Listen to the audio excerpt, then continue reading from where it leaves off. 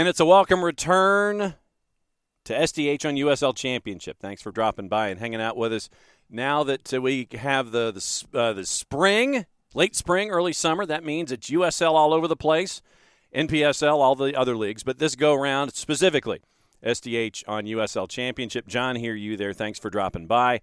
We're going to take you through the USL Championship and let you know what has happened in the week that was, take you into the juice boxes for the weekend that will be, and send you on your way with all the information that you need to know when it comes to life in USL Championship. But first, since we are officially in a no-dilly, no-dally zone, that is time to take you back and go through what happened last week over the last 7 days, and we get you ready for the next 7 days. So your events, last Friday at Segra, El Paso Locomotive, big win on the road, 2-0 over Loudoun United.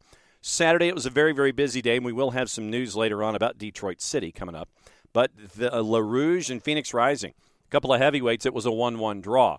At Hartford Athletic and at Trinity Health Stadium, it was a 2-0 win for Colorado Springs, who had to come from one end of the world to the other to take on Hartford. And it was a very, very busy time for them as they are still fighting. They were still fighting Open Cup up until the loss to NYCFC 2.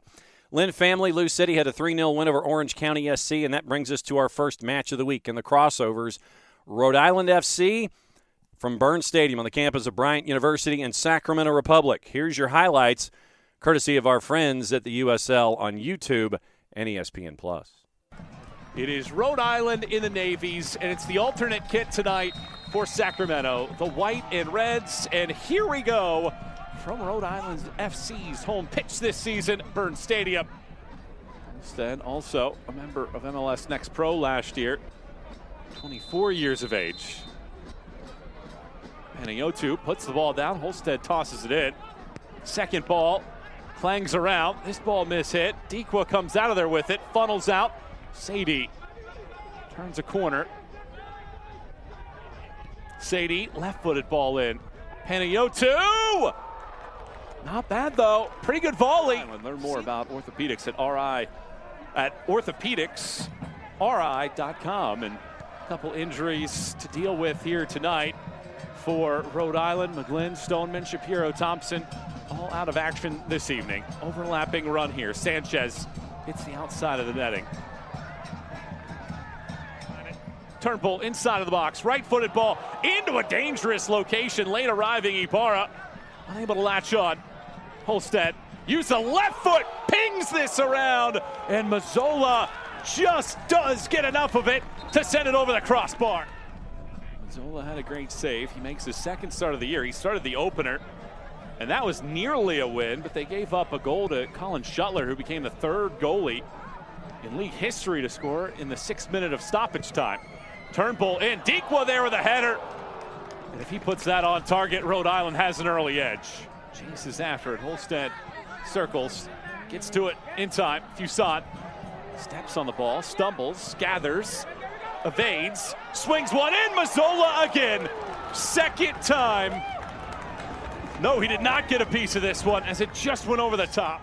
Rhode Island have controlled the run of play. 7 shots to 1 overall.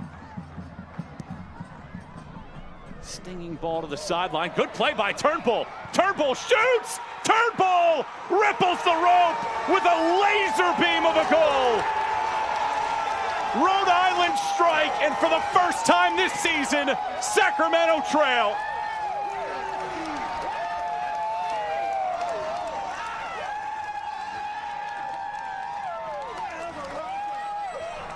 And Steven Turnbull. The defensive pressure that he's put on throughout this match has been tremendous, but it's his attacking presence. This first touch is met by Gurr swings this ball in right at Vegas, though. And he drops right on top of it. Felipe. Some sustained possession this time from Sacramento. Excellent pass here. Cicerone lays it off. Gurr touches it once, slings it in. Ammon has the equalizer. Chances have been few and far between for Sacramento. but it's laid off perfectly. Gurr to Ammon, and it's a 6th of the season, and the Republic level at 1. And that is that one-track mind that Mark Briggs was saying about Trevor Ammon. Forget about all the touches. Forget about the lack of involvement and the ability to get on the ball. If you're a goal scorer, you find 3rd assist of the year for Gurr. 9 first-half goals in 10 matches for Sacramento.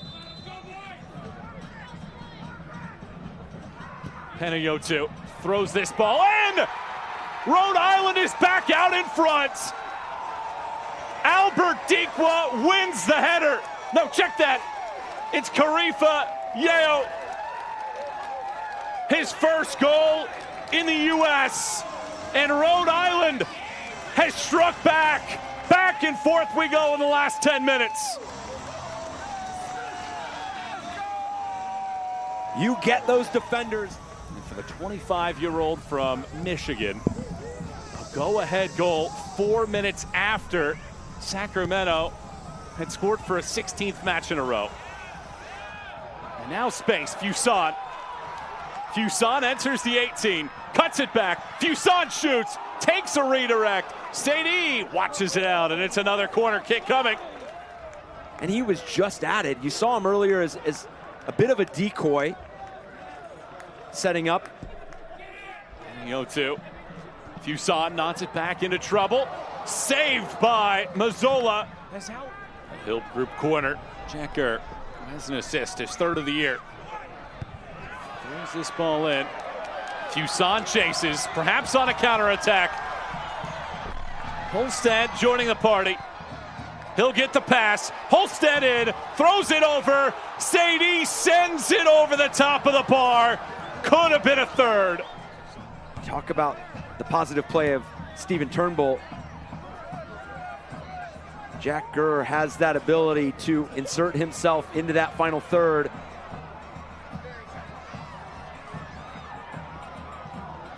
Dikwa stays on. Albert Dikwa! Mazzola makes himself big and denies last year's Golden Boot leader. It doesn't allow Albert Dikwa to pick the kind of finish that he wanted. Still having to deal with this corner. Panayotou into the 18. Second go at it here. Holstead brings it in. Holstead swings it around, and too much on that one. Couldn't get the dip. Gurr into the 18. Near post run. Hits the side cage. Right now at 2-1. In favor of Rhode Island in their 5th home match. Looking for the first win. Fuson. Dancing. Fuson is able to link up. Quizera. Williams shot. Mazzola deflects it away. Sacramento Republic player back to goal, playing away, and now you give a player like Jack Gurr and his quality service an opportunity to put a ball in a dangerous area. Gurr whips this in. Second chance at it. Long shot in. Takes a ricochet. It's loose. And it's redirected home in the 3rd minute of stoppage time. Sacramento is back on level terms off of a set piece.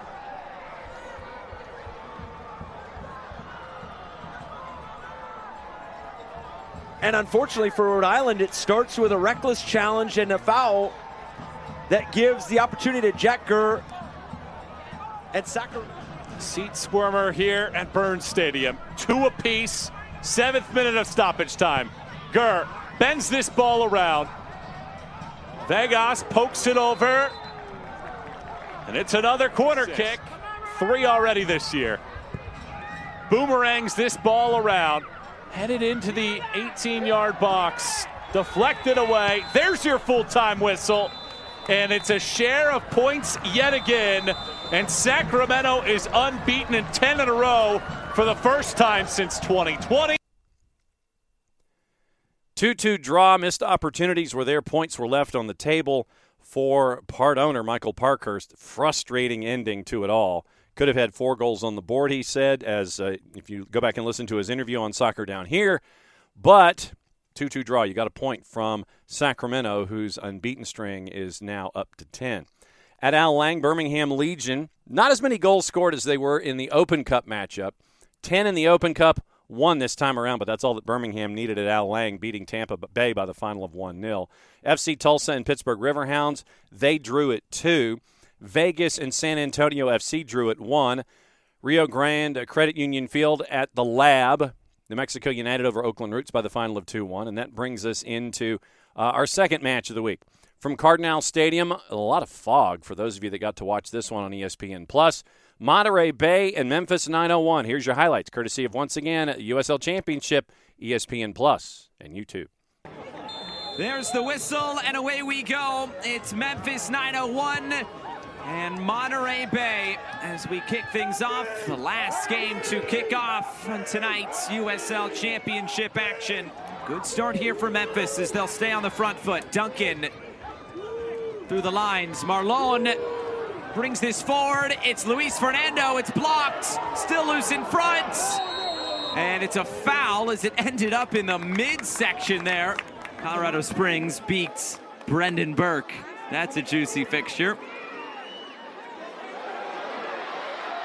Maybe something on here for Monterey Bay. Cutting it in. Was he tripped? He was. A point to the spot. Monterey Bay have a penalty. Traeger making it happen. We talked about the runs from Traeger. How clever this little bump. Throws Vom Sieg off just enough. It's not a foul, but this touch is exquisite. To go back the other way and wrong foot. Turchi. Monterey Bay 2 for 2 on penalties this year. Traeger scored one against Memphis earlier this year. Dixon has one as well. Dixon against Tyler Derrick. Alex Dixon, it's saved! Tyler Derrick keeps it at 0-0. Catches Tristan Traeger on the follow through. Not the best as a pen from Dixon. It's a comfortable height, not in the corner whatsoever. And Monterey Bay handed a great opportunity to open the scoring after they were absorbing a lot of early pressure. And all for naught as this game remains scoreless. Marlon trying to touch it around the corner. Was he caught? The referee says play on, and it's Bruno Lapa. Saved and spilled, but taken by Siaha. Dixon for Baca, and back for Dixon. Down the line, Guzman cuts it in. Guzman, the cross in front, it's turned in! Moby Fair touches it home. Monterey Bay strikes first.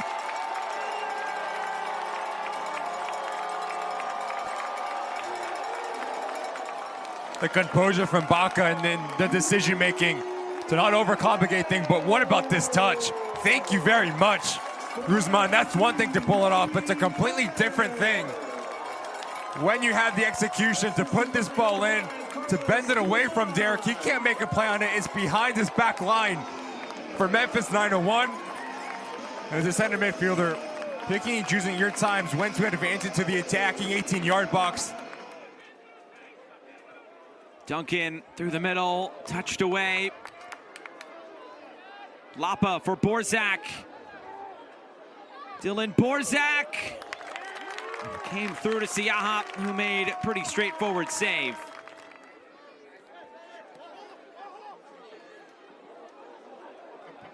Marlon rolling this across, and somehow no one got a touch on that. Siaha chasing after it.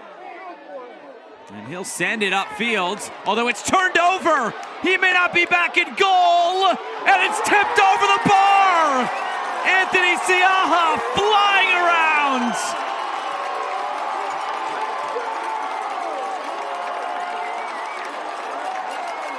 Can we put that in for goal, or for save of the week as this comes back in? Going over the top to head it away, and it's a foul. Jimenez delivers an out-swinging ball. It's in! Memphis have equalized. Bruno Lapa.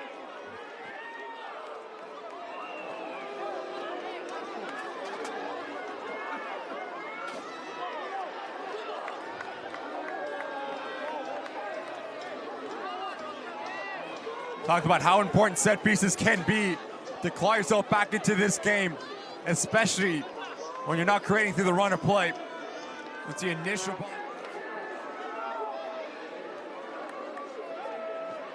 Homer Martinez delivers. The heads go up. It's off the crossbar, and it's off the crossbar twice.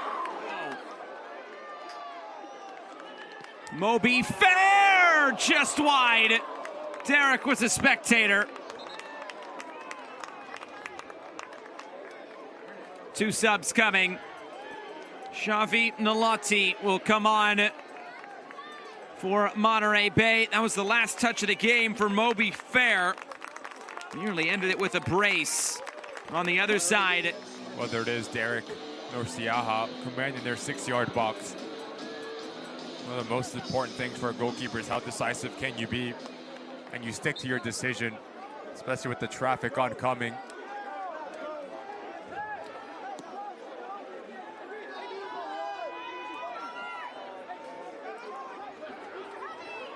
Duncan strong in the middle. Over the top, Marlon. Marlon could be in! Marlon scores! Memphis take the lead! From 1-0 down, 2-1 up!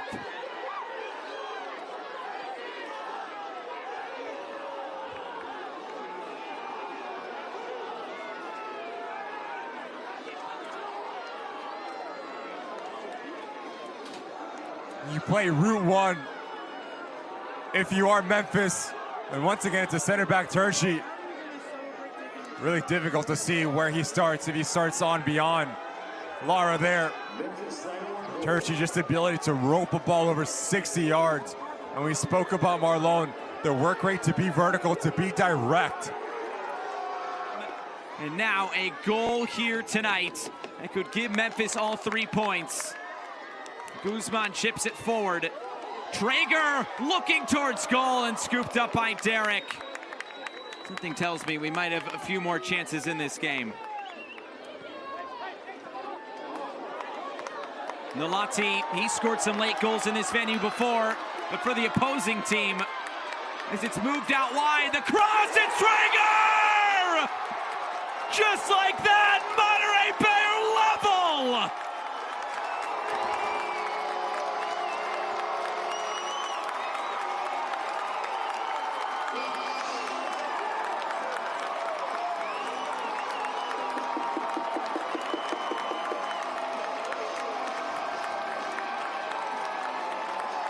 Talked about the attacking display for Monterey Bay, but if you're Sissoko, there's no need to step there. 4 minutes of stoppage time. Where do we go from here?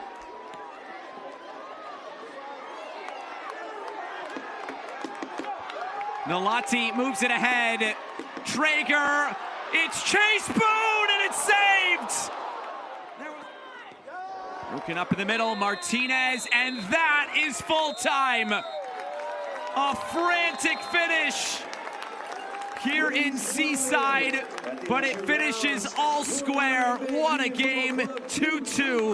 Spoils shared for Memphis 901 and Monterey Bay. Sunday at FIU Soccer Stadium, Indy 11, 3-1 winners over the Miami FC. On Tuesday at Wake Med in Cary, North Carolina FC, 2-0 winners over Loudoun United. That start was pushed back because of lightning in the area.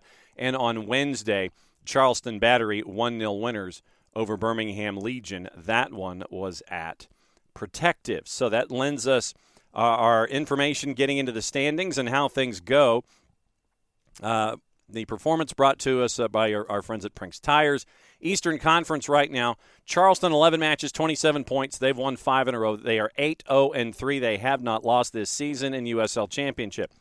But they've also played 11 matches. Lou City has only played 8. They've only lost once. So 3 matches in hand, 6 points behind. They're at 21 points. Detroit City's at 17. They've only gotten 2 points in their last 3 matches. Indy 11, 14 points through 10. Same with Birmingham Legion. And it is down to goal difference. Same number of wins across the board. Indy 11, 4 goals to the good. In the tiebreakers, Indy 11 right now in 4th, Birmingham Legion in 5th. Tampa Bay, 9 matches played. They are at 13 points in 6th. Pittsburgh Riverhounds, 3s across the board. 3 of a kind means 12 points through 9 matches. North Carolina FC, 10 points through 10 matches. They've turned things around with 4 points in their last 2. Hartford Athletics started out 3-1. They're now 3-5, and they are below the playoff bar at 9 points. Rhode Island FC, 1-2-6. 2 draws through their last time out, but they've only lost once in their last 5. 9 points there in 10th. Loudoun is at 8 points.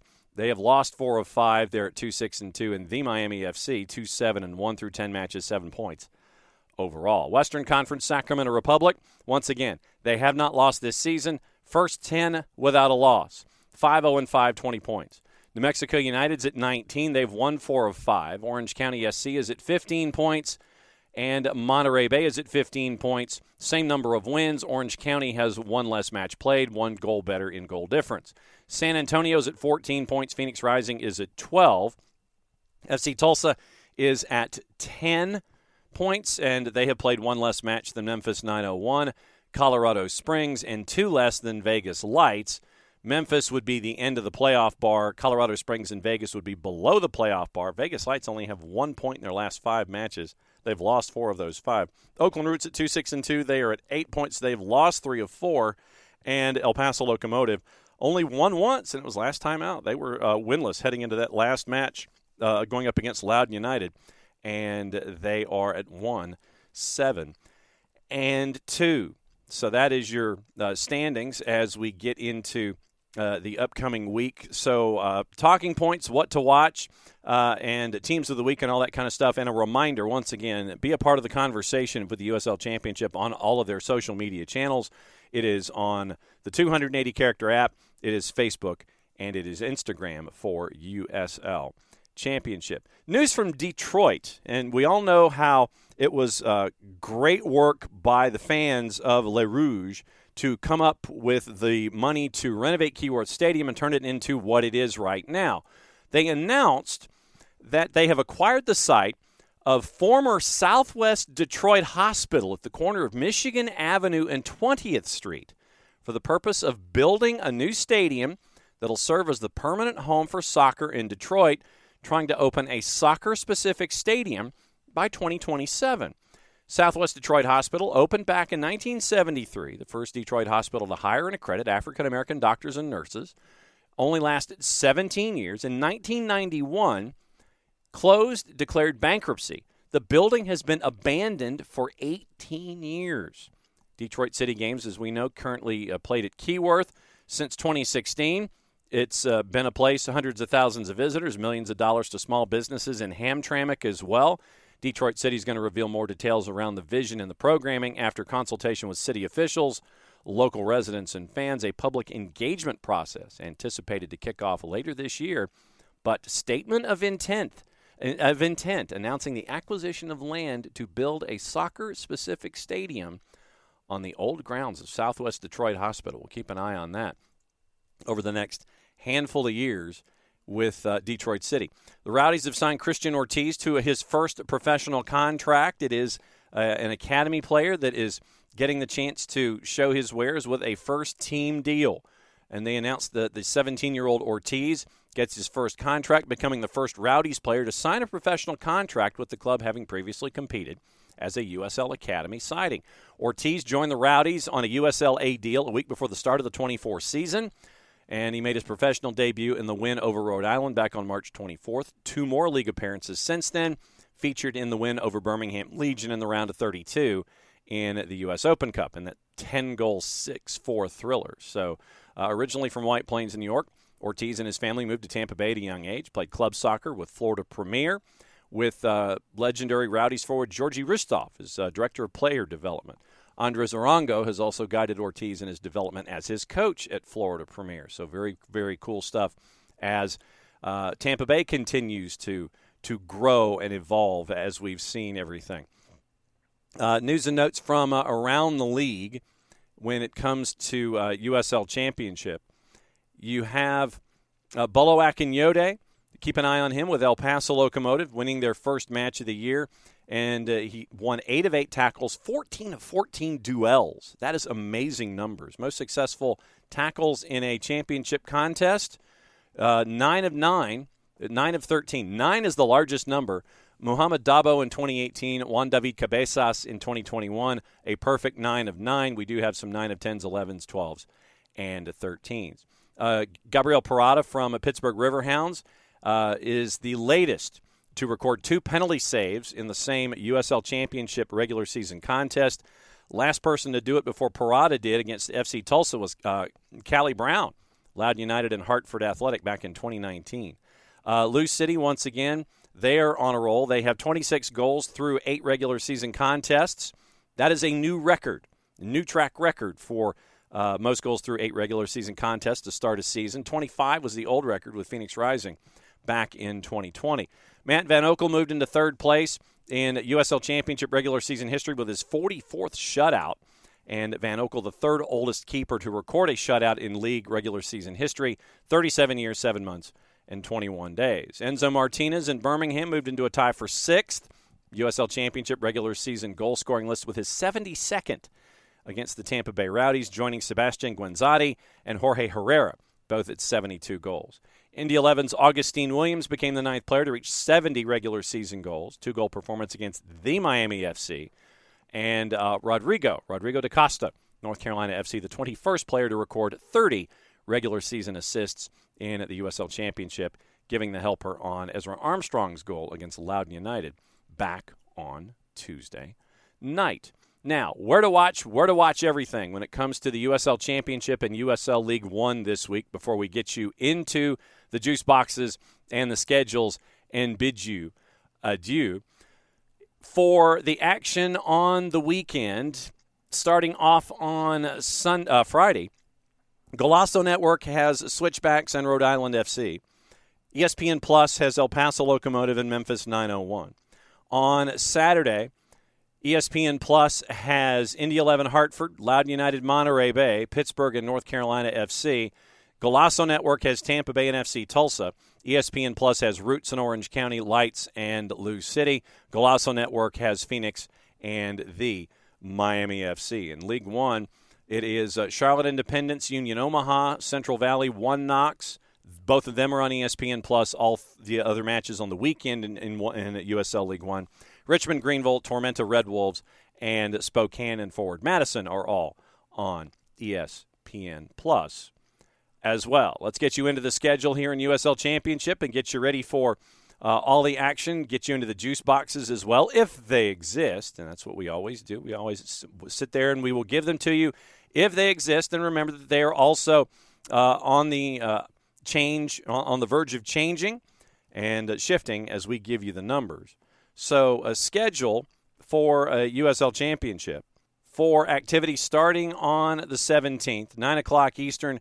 It is at Widener Field, beautiful downtown Colorado Springs, Rhode Island FC, and Switchbacks at the at Southwest University Park. El Paso's hosting Memphis 901. That's also at 9 o'clock Eastern time.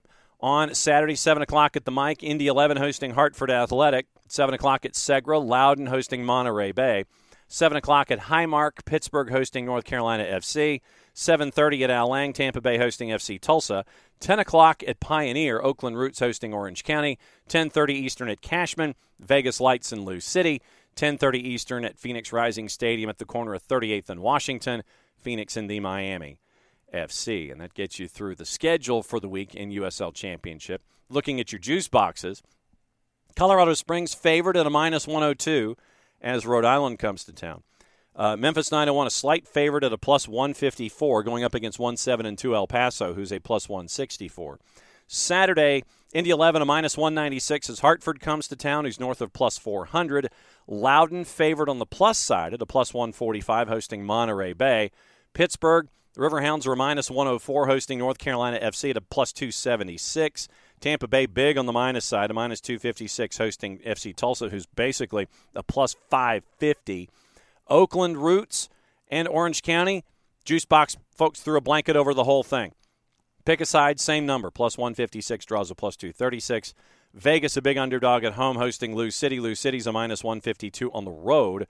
Phoenix Rising at 38th and Washington, a -250, hosting the Miami FC, who's a +564. So if you are in market and can go watch, please go watch how things are in USL Championship and support your local teams. Or even if you're coming into town and it's not something you had on the marquee, go check it out. If you are out of market and for some reason, or if you're in market and can't be there in person, follow along on your local providers. If you're out of market and want to follow along, you know how you can follow along on ESPN Plus and on the Golazo Network. That is another round of Life in USL Championship here through SDH's Prism. Play safe, everybody. Enjoy the games in USL Championship.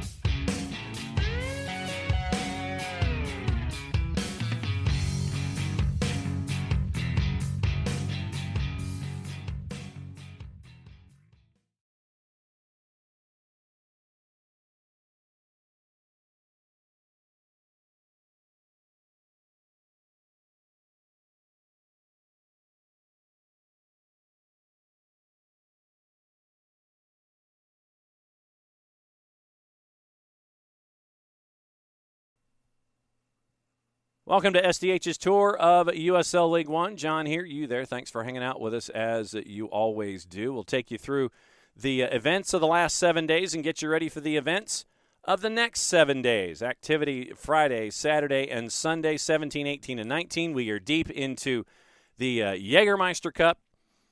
Although some folks might think that being deep in a Jägermeister Cup might mean you might need a refill. So this is where your refill starts here with activity in USL League One. We'll go through all the scores of the last 7 days that were Jägermeister Cup based. We'll get you ready for all the activity and all the news that is fit to print in USL League One. No dilly, no dally zone. We'll go through all the matchups that happened in Jägermeister Cup last Saturday.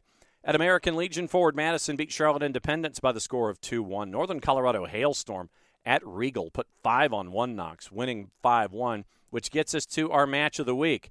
At Paladin Stadium on the campus of Furman University, the Peach States Derby inside of a Jägermeister Cup. I wonder how Peaches would go inside a Jägermeister Cup. Well, we're going to find out, at least from the Greenville version. Greenville triumph, South Georgia Tormenta. This one was crazy. What else is new? Here's your highlights, courtesy of our friends at USL League One, ESPN Plus, and YouTube. So Anderson, Garner, Corvino, Oliver Howe gets his first start, and Anguiano in the midfield as well. Rodriguez and Steeman did fancy action off the bench in Wednesday's loss to the Battery. So a little bit close to home as we get this one going. Round 2 of the Jägermeister Cup for both Tormenta and Greenville. But Tormenta will keep pushing. Ball curling in, headed back towards goal, and it's punched out of bounds. Christian Garner, the one starting between the pipes today for Greenville. Noco with 5 earlier today in the win over Knoxville. So technically, they could finish in last place and still qualify if they score the most goals. McKinnon goes to his right. Lion McKinnon shoots, and oh my goodness! It's nearly deja vu for Lion McKinnon against Tormenta. You think you've seen everything from Liam McKinnon, and he just pulls things out like that. You can't give this man any kind of space. Many coaches tell us this in the formation. It doesn't matter in a big way. It obviously does 3 versus 4 at the back a little bit, but after that, not so much. Different when you're in possession without. Spangler shoots. It's saved by Garner. It's Lion McKinnon all by himself at the spot. McKinnon driving it in. And off target. Here's Lion McKinnon. Into the 18 he goes. Dragging that one back just a little bit too far behind Corvino. Polak. Centering it inside for Anguiano. And it's Castro. Ford Parker with the save. A lovely bit of skill from Mason Tunbridge.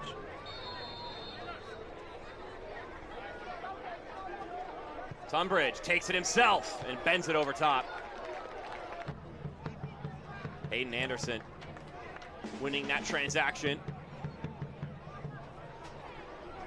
Herrera getting bullied there. Here's a shot on target, and oh my goodness! A screaming effort for Tormenta.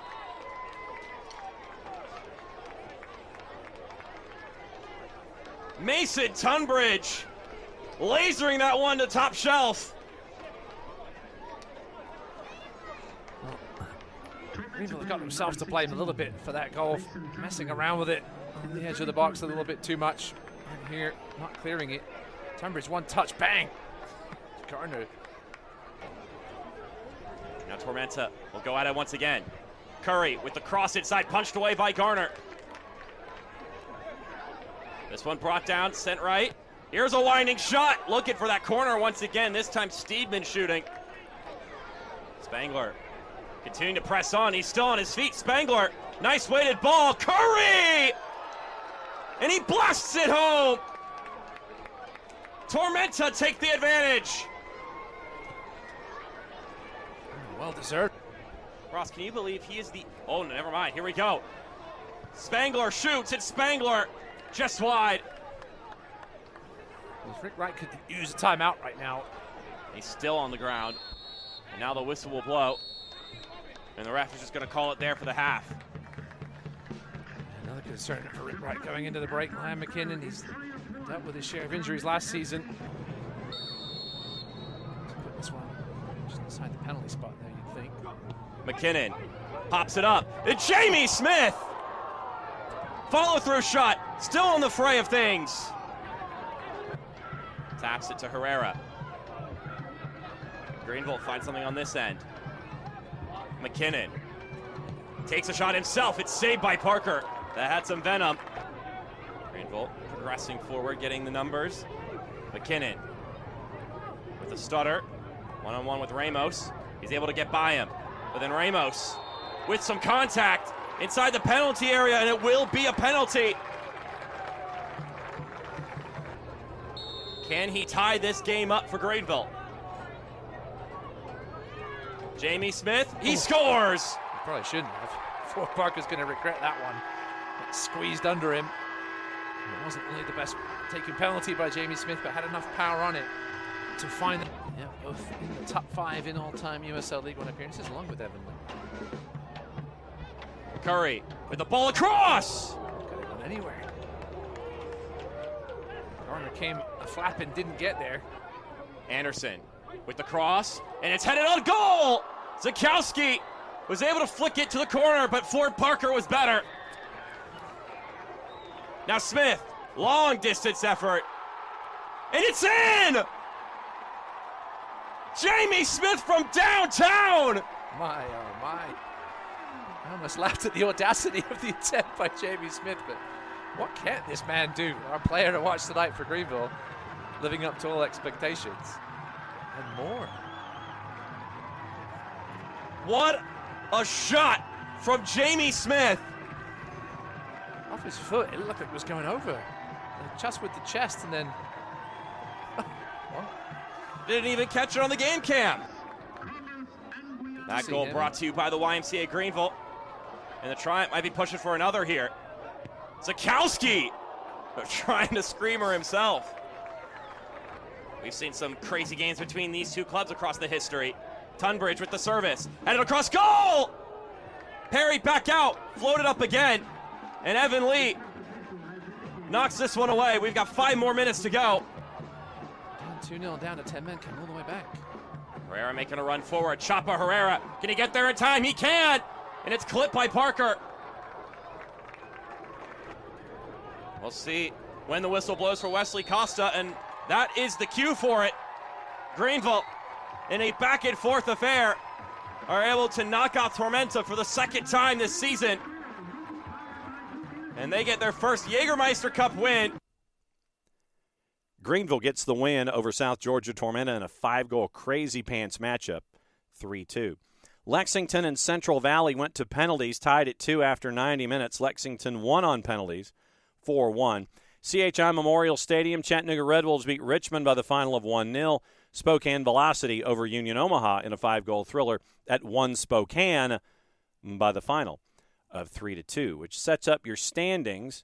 And once again, you're dealing with regular season standings. You're dealing with Jägermeister Cup standings. So it's kind of a couple of different ways to go about things here. And looking at the standings in League One, Greenville's on top after 7 matches with 13 points. Union Omaha, Charlotte, 1 Knox, Spokane, all with 10 points. Union Omaha has played the least amount of matches with 4, so they have the better points per match average.